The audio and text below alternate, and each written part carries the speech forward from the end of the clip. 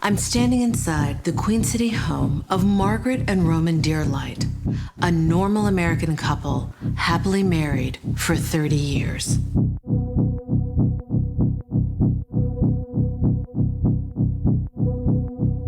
Then last month, something strange occurred. Out of the blue, their normal humdrum lives were transformed into a nightmare.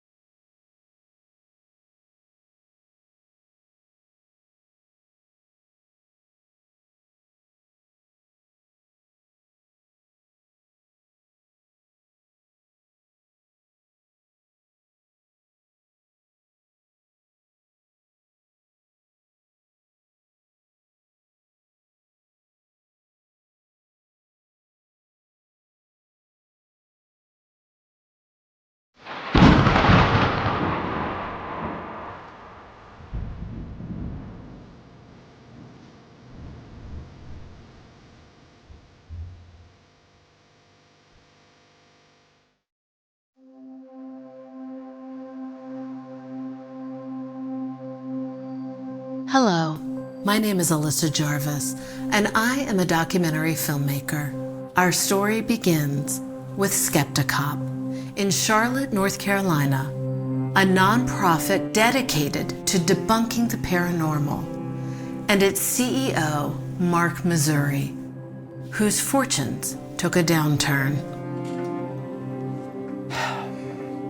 I don't know that I'd call it a downturn, Alyssa. I think I'd call it a rebuilding year. You see, Skepticop is a nonprofit. We've survived off the donations that we get. But all those donations dried up after your little film painted me in such a negative light. And just how bad is it?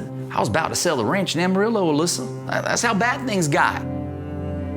Then I stopped and I thunk. And what I thunk was, why shear a pig? Am I right? I'm not following you. Oh, Alyssa, I got this ingenious idea. You ready? Yeah.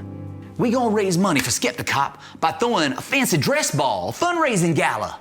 You ever heard of Camelot? Camelot. King Arthur, the Knights of the Round Table. It's perfect. We just have to sell our tickets to all the corporate bigwigs in Charlotte, and then we get to dress up as characters from Arthurian legend, and we rescue Skepticop from bankruptcy. That's a beautiful dress. So you're going as Princess Guinevere, right? Guinevere was a queen, Alyssa. I have actually admired her since I was 7, 8 years old. My dad used to read me the Arthurian legends at bedtime, and I would go to bed each night just dreaming of her world, of magic and wonder and chivalry.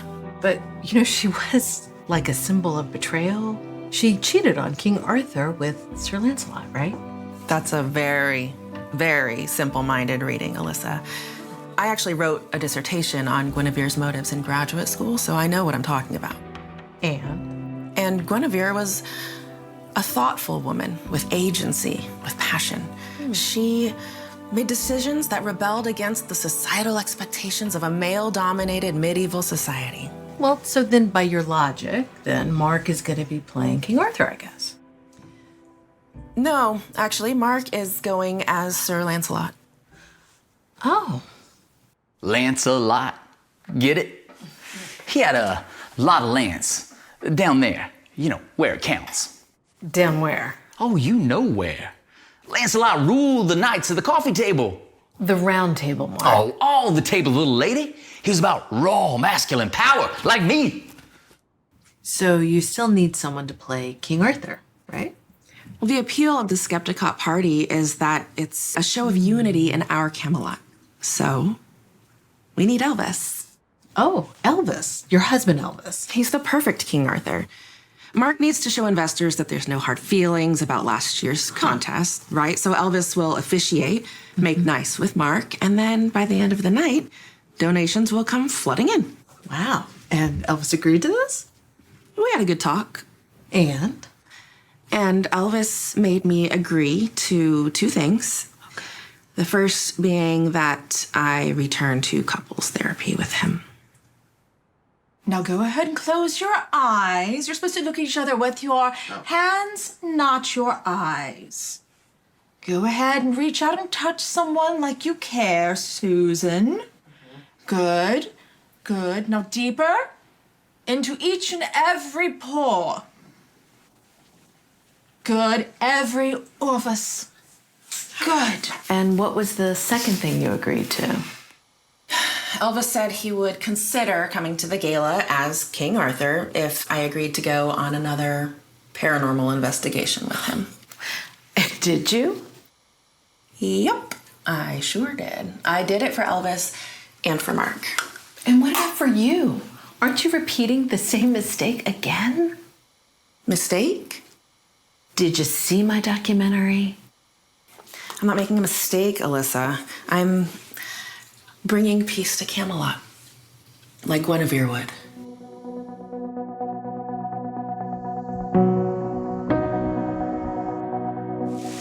Thanks so much, Muir, for doing the interview today. I really have a lot of them, so I appreciate you being quick about it. No problem, Melissa. Yeah. Okay, well, why don't you just tell me what's been going on? Why don't we do that? Well, there's been a period of adjustment. Well, what do you mean? I have lots of special requirements. Such as? Bubble wrap on all the doors, and the utensils, and the toilet seats. Oh. Okay. And Elvis's Santa Claus figurines. They keep falling down on me while I'm trying to sleep. And I can feel their eyes staring at me. All the time.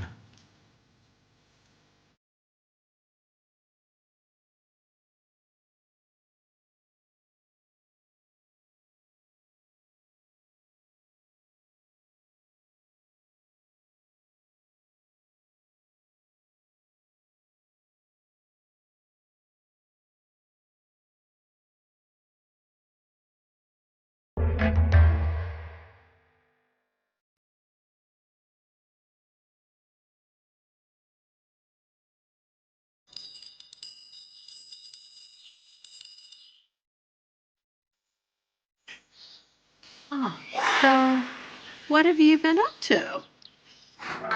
What have I been up to? Ha! Can't you see?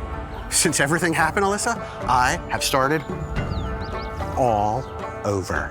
Just like a newborn baby. Well, tell us about that. Well, Alyssa, I can't tell you about it because to tell you means I would have to use words, and I'm a baby, and words are a product of adult thinking. So as a baby, I can only communicate with you through gurgles, chirps, baby coos, baby nonverbal communication, like sucking your thumb. Okay, Elvis, can you just try to use words for the interview? Please? Elvis. Fine. Okay, since season left me, the professor put me on this radical new healing regimen to help me get over my depression. And you know what, Alyssa? It's working. Jazz hands. To start over, Elvis had to become a baby in every sense of the word. And well, babies aren't born wearing clothes, are they?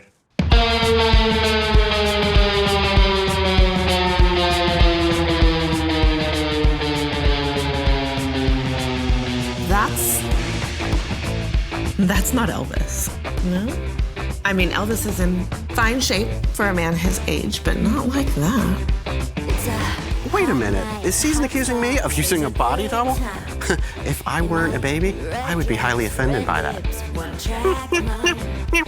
I hate to complain, but Elvis walks around naked all the time. I mean, He's been so nice about accepting me and my needs. I hate to say anything about Tit. Did you say tit? Sorry. Freudian slip. But I mean, it's a little much. Especially at the breakfast table. Over coffee. You see, as an infant, Elvis must go everywhere naked. Physically, emotionally, even spiritually naked. And well, as he develops, he must learn to speak up, say things out loud into the universe. Oh, he's an infant, all right. And that's definitely a body double. And what does Elvis have to say to the universe? Kindness phrases. But, and this is very important, only kindness phrases in a very purging and aggressive manner. Son of a bitch.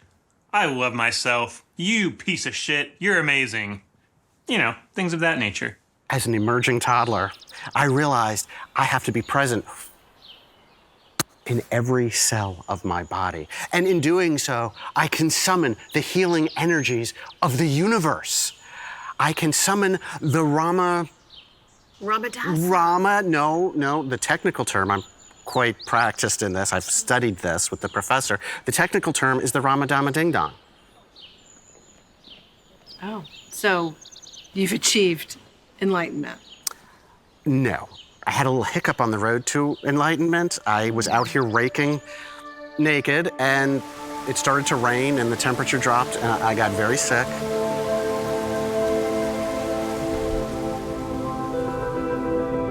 Had to call an ambulance. I ended up in the hospital, intubated and comatose.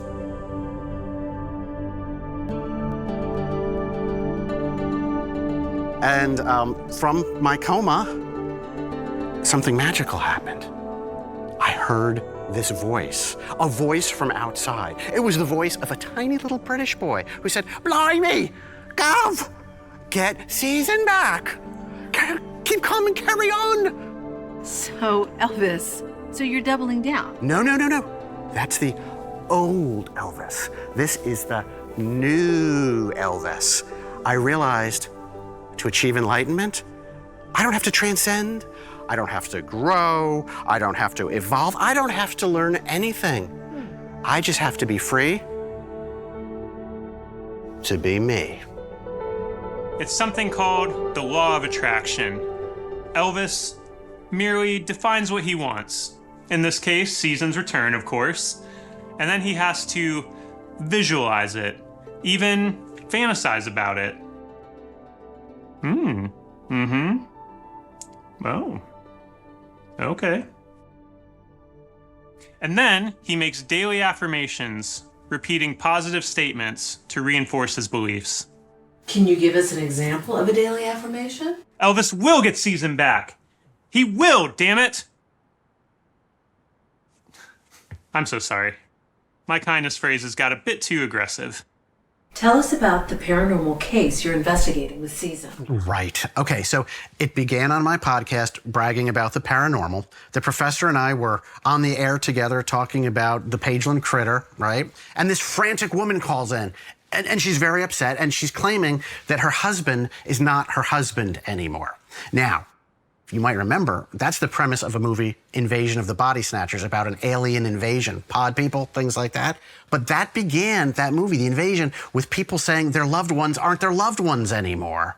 So are we talking about aliens? That's what I'm gonna find out with Season at my side. But I will say this, Alyssa, we are not alone.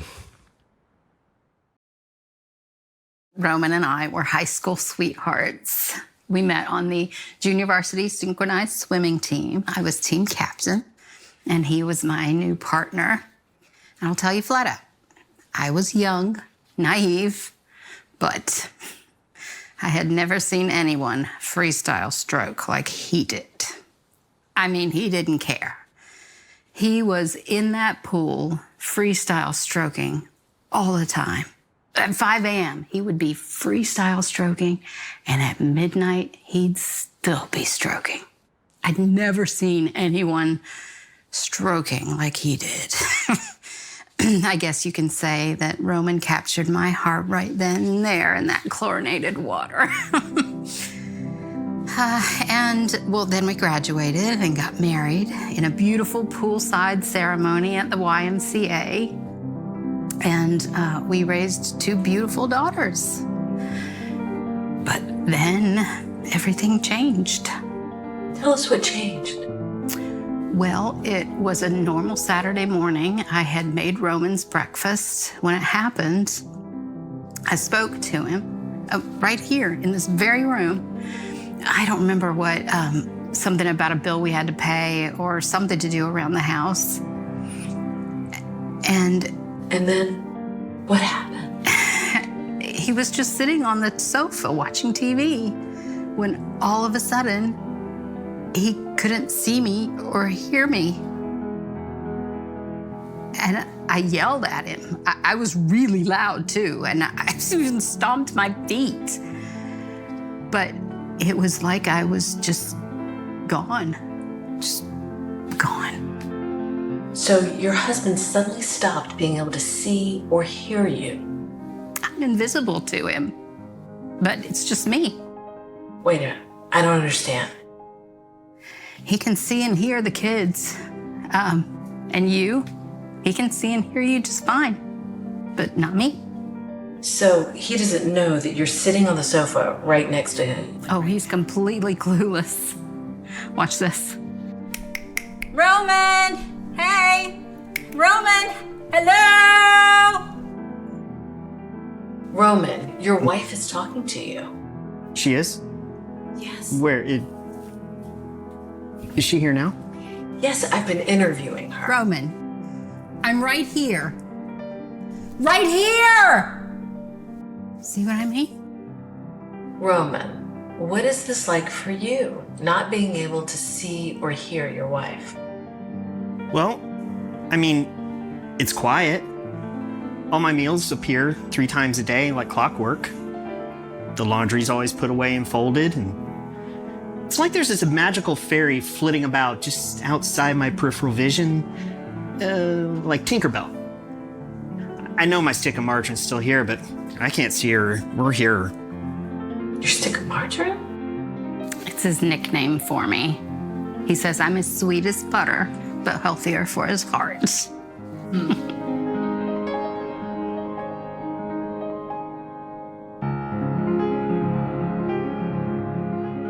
Here's the weirdest part. Watch this.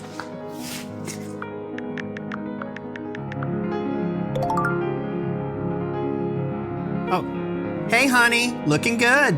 What are you up to today?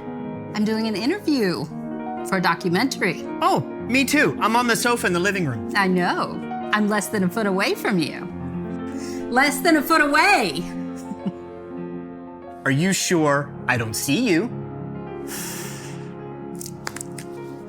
Honey? Hello? He can only see you through the phone or video. Yeah, he can see me through Zoom. He also sends me texts, like if he needs snacks from the grocery store. Margaret, how does this phenomenon make you feel? If I'm being honest, mad. It makes me mad, Roman! I can't hear you. I know that. I just worry, what if this is it? Will you leave? No. I'm just gonna keep doing things the way that I do them so that he feels that I'm here. So that he knows his stick of margarine is still by his side. Is it lunchtime yet? Honey, are you still here? Hello? Honey? I'm checking all public records about the Deerlight property for proximity to 5G towers. Elvis thinks they may be adversely affecting Mr. Deerlight's health, or maybe a nearby factory producing forever chemicals. So you're thinking electro hypersensitivity, chemical exposure is causing Roman's inability to see his wife. Alyssa, we live in a swimming pool, or maybe a Great Lake. of chemicals and electrical waves. And you know how viruses are. They love to multiply, and they feed on electricity and forever chemicals. Toxins are gathering right now in Mr. Dearlight's body, like a convention, causing this chronic, undiagnosable illness.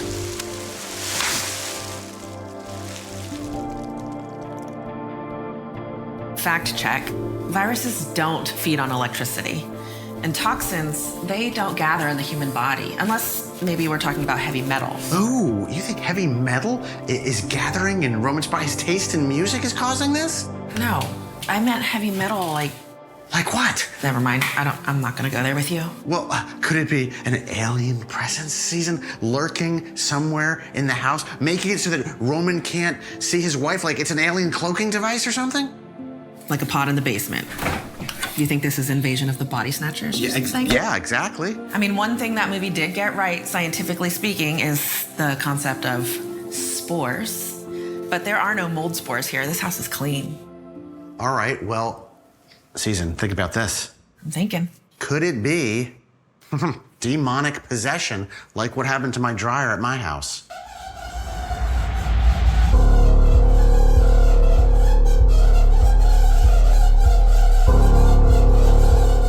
Your dryer was not possessed by a demon. You had a snapped fan belt. It bled, Season. It bled. It was rust and water commingling. Well, if it wasn't that, then it has to be government mind control. In the 1950s, there was a government mind control experiment known as MK Ultra. It involved a two-step mind control process. Can you explain those steps to us? Well, of course I can. Step 1 involved breaking down the existing mind, and step 2 involved replacing it with the thoughts of the controller. And were the experiments successful? Well, as a matter of fact, the Deep State rebooted MK Ultra in the 1970s under the codename BJ Medulla. And then, in the 1980s, practitioners actually became highly skilled at breaking down minds using a combination of psychedelic drugs and Thigh Master infomercials. You know, the ones with Suzanne Summers. Ultimately, the government proved ineffective at implanting new ideas, hence the second Bush administration. If it's mind control, what's the point? I mean, why impact Roman's ability to visually and orally detect his wife? Did you say orally detect his wife's Season? My God, this is a PG documentary. We'll get throttled on YouTube again. Orally. It means by ear. Stop saying orally. Orally. Orally. I know you have a potty mouth and your mind is in the gutter, but stop thinking about that. All right, so Season, if it's not aliens, if it's not demons, if it's not mind control, and it's not oral, then what's your explanation for this? I'll show you. Come over here. All right. All right, come here. Stand here. Tell me what you see. A mirror. Look at us. Oh, wait a minute. A mirror. Are you talking about parallel universe spillover here? No. It's psychological, Elvis. It's all psychological. Season, come on. There was a study done in 2013. It concluded that couples, especially couples who've been married a long time, become so familiar with the pitch of each other's voices that they can no longer differentiate between their spouse's voice and background noise. They can literally not hear each other anymore. Do you identify with Roman? Let's just say I know what it feels like to be oppressed by my environment. I mean, I can actually look at a sharp object in Elvis's house and feel it cutting into me, slicing into my flesh. Even if it's across the room, like that coffee pot. See it? Yeah, coffee pots aren't sharp, leader. Oh, you'd be surprised, Alyssa. You'd be surprised. I have witnessed this exact phenomenon before. Really? In our marriage. What? In our marriage? Yeah. Me? You? When? I asked you to change, and you didn't. I gave you an ultimatum, and you didn't hear it. Hold up. I never did what we saw that guy do. I never tuned you out. So then you ignored me. No, and I'm listening to you right now, my little pound of butter. Don't call me that. Sorry. That's butter. Better. Shit. Do you understand what I'm trying to tell you, Elvis? This isn't paranormal. It's about how spouses listen, or more specifically, how husbands listen. Well, Susan, diagnose the problem. Okay. How would Roman tune back in? Well, first he'd have to want to tune back in. Trust me, he wants to tune back in. He loves his wife. Okay, well then he'd have to focus, listen, and act on what he hears. Well, he can do that. That's easy. Is that all? Not by a long shot. She'd have to forgive him for letting it get this far, for taking her for granted. Well, I mean, I think she's already forgiven him. What makes you think that? Well, she never signed those divorce papers. What divorce papers? Oh. Well, maybe she has a well of affection for him. You have a well of affection for me. I knew it. It's evaporating. Just hear me out. Maybe in our relationship, you were the one who wasn't listening. I mean, how about giving a guy a second chance? I gave you so many second chances, Elvis. You want to know my theory about why Guinevere left King Arthur? Because he was too preoccupied with himself. I mean, he was the king. Just tell me what I can do, please, Susan. What do you want? A quest? You want to free a sword from a stone? Exactly. Excelsior! Excalibur. Just show up at the gala as the king and help Mark. He needs this. All right, I'll do that, but then you'll come back to me. You'll come home to me, right? I never said that. So I'm just supposed to do this huge favor for you, and I don't get anything in return? That's what a favor is, Elvis.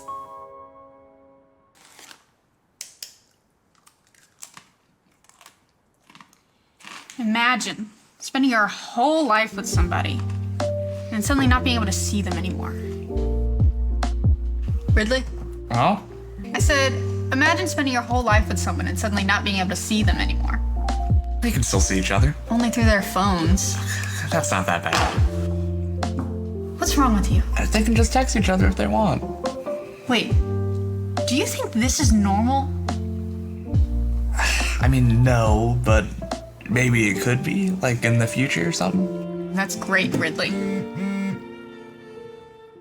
Just got a text. Yeah? What is it? I just got a full scholarship to Dunning-Kruger University. Congratulations! Wait, does this mean you're leaving? How are you going to tell Professor Bragg? I'll just shoot him a text. You can't do that. You know he hasn't been the same since Mrs. Bragg left, and now you're leaving? So? So, you can't leave until we get them back together. I think I can just text him. It'll be fine. No, he's like a father to you. I mean, I guess I'd rather not hurt his feelings, but are you sure I can't just ghost him? We need to come up with a plan. Let's talk to Dave. Maybe he can help. So we were in front of the mirror and we heard Margaret scream. And so we looked at each other and we turned and ran up the stairs. Well, he tripped up the stairs. I ran up those stairs like I was an antelope in heat.